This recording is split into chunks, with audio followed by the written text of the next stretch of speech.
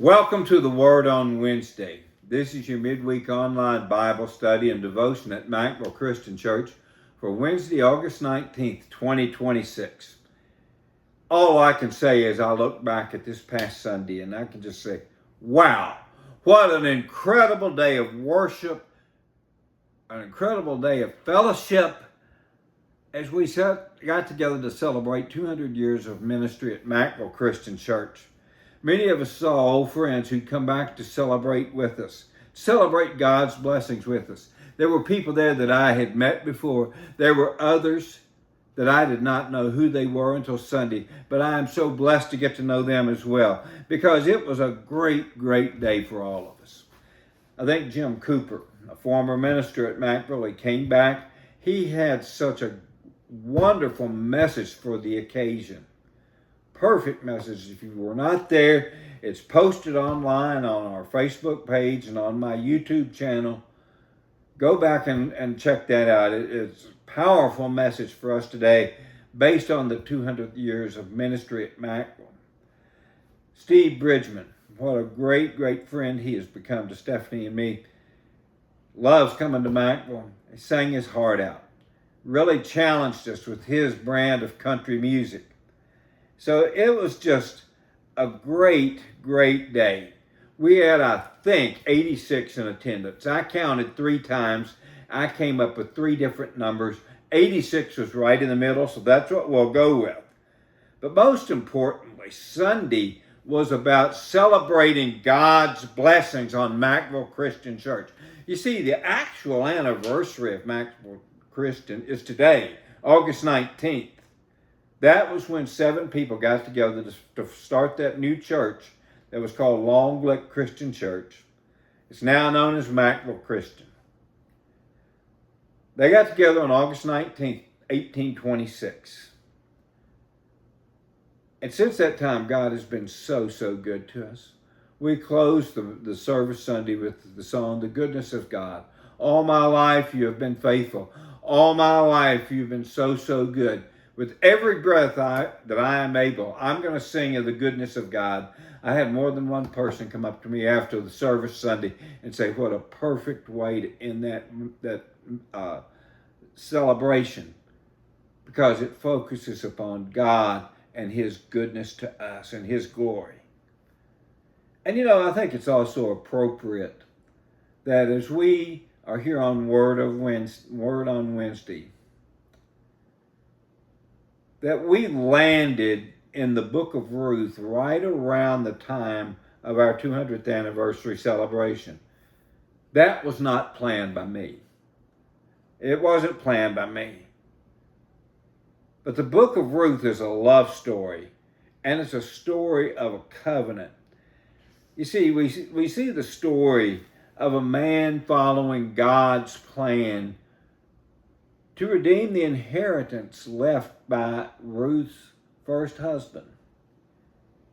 She was a widow, and she'd met Boaz, who was going to do what he could to make Ruth his wife and redeem the inheritance of her husband. Now, I'm going to tell you, the book of Ruth isn't just some obscure Old Testament book that has a nice love story in it. It's the account of real people who lived about 1,300 years before Jesus Christ. But this book gives us some real insight as to what committed service about doing God's will is all about. There's a lesson for all of us today because it's the account of true trust in God to work things out. Now, folks, I'm going to tell you, whenever I read some of the Old Testament customs, especially concerning marriage or property transfers, both of which are key in the book of Ruth, they're just so different. They're like nothing we've ever experienced. But in the Old Testament, God used these to make sure that His will would be done. Now, I want to give you just a real quick review of Ruth 1 and 2. We looked at that 2 weeks ago. There was a man named Elimelech who'd left Bethlehem in Judah for a land of Moab, and he took his wife Naomi and his 2 sons with him. And while he was there, those two sons married Moabite women. But while they were there, Elimelech died. Then his two sons died. So Naomi had no one left except her daughters-in-law. Naomi decided to go back to Judah.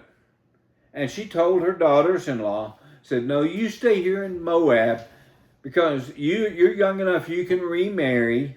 You stay here and get on with your lives. And one of those widows, named Orpah, she eventually took that advice and stayed back in Moab. But Ruth, the other daughter-in-law, said, no, I'm going to go with you to Judah, Naomi, and your people will be my people. And Ruth took care of Naomi. It's just a great, great, great lesson of commitment to someone else, commitment and a covenant with them. Now we pick up today in Ruth chapter 3, where Ruth met a man named Boaz, and he was a relative of her late husband. And he'd heard about how Ruth had taken care of her mother-in-law, and he was very, very impressed. So let's read Ruth chapter 3 and verses 1 through 5. Then Naomi, her mother-in-law, said to her, my daughter, should I not seek rest for you, that it may be well with you? Is not Boaz our relative with whose young women you were?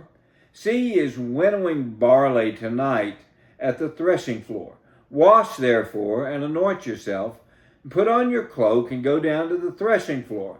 But do not make yourself known to the man until he has finished eating and drinking. But when he lies down, observe the place where he lies.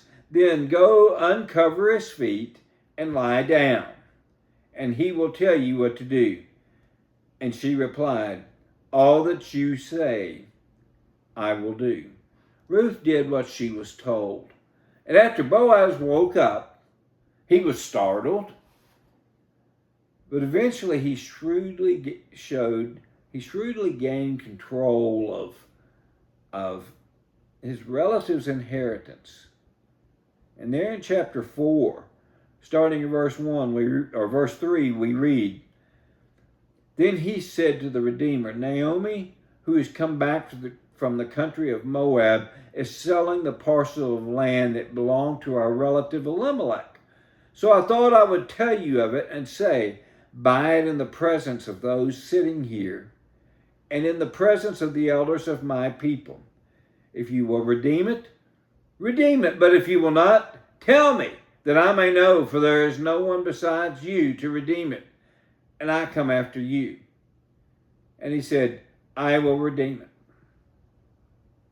Then Boaz said, the day that you buy your field from the hand of Naomi, you also acquire Ruth the Moabite, the widow of the dead, in order to perpetuate the name of the dead in his inheritance. Then the Redeemer said, I cannot redeem it for myself, lest I impair my own inheritance. Take my right of redemption yourself, for I cannot redeem it. Now you see, Boaz took control of the inheritance, then he married Ruth. And there's some real lessons here. Folks, I've just scratched the surface on this because there's so many ins and outs about these redemption. I'll be frank with you, sometimes I get confused about it. But there's so many ins and outs with it. But I hope you're taking a few major points home with you. Ruth was in an almost impossible situation. But God worked it out. And she was able to praise. And God used her. And we'll see how in just a little bit.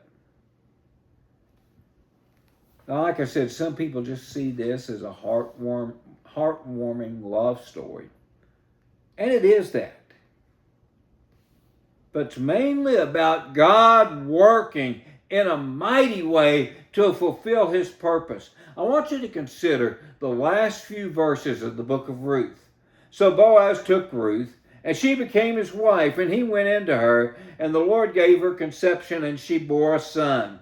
Then the woman said to Naomi, blessed be the Lord, who has not left you to this day without a redeemer, and may his name be renowned in Israel. He shall be to you a restorer of life and a nourisher of your old age. For your daughter-in-law who loves you, who is more to you than 7 sons, has given birth to him. Then Naomi took the child and laid him on her lap and became his nurse. And the women of the neighborhood gave him a name, saying, a son has been born to Naomi. They named him Obed, and he was the father of Jesse, the father of David. Then you skip down to verse 21. Salmon fathered Boaz. Boaz fathered Obed. Obed fathered Jesse, and Jesse fathered David. You see, Ruth, this Moabite woman whose first husband died, still took care of Naomi. God used her, and eventually she became the great-grandmother of King David. Matthew chapter 1 and 5 mentions her. And of course, from the line of David, Jesus was born. The whole thing is God can use you. God can use anyone. God can use anyone. God can do anything. It's not, we can't say anything that is impossible for God, because there's nothing impossible for God. He can use you in ways that we may never know. My question to you is, will you let him do that? Folks, I love you very much. I'll see you at Sunday at Macville. Worship at 10:30, Sunday school at 9:30. See you then. Take care. Have a great day.